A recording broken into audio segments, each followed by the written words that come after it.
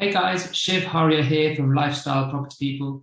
As we head into 2022, I wanted to give you some of our predictions for the property market in 2022. So the first thing before we start is to note that it's been a complete whirlwind of a year and there's been a lot going on in the market over the last year.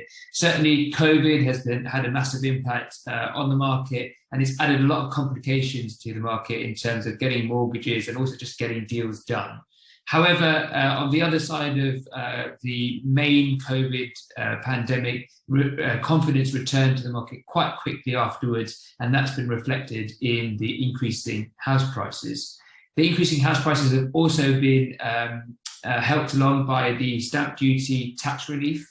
So that's been where the government has stepped in and eradicated the stamp duty for certain properties. And that's been very, very successful. So prices have definitely increased because of that.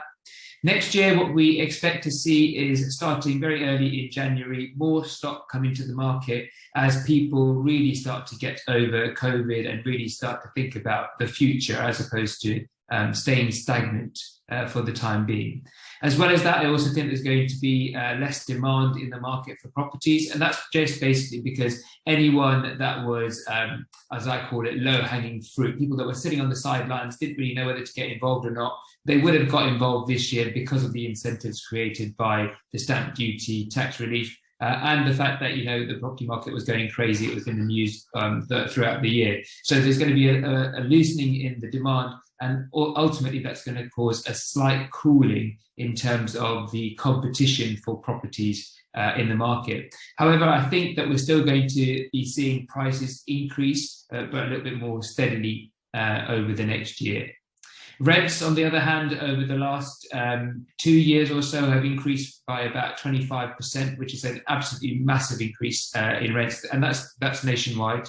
I think that the rents will continue to increase a little bit, but by the same token, I think we will see towards the middle of the year and towards the end of the year, certainly leveling off in the rents. And that's purely just constrained by affordability. People's wages aren't increasing as quickly as rents are increasing.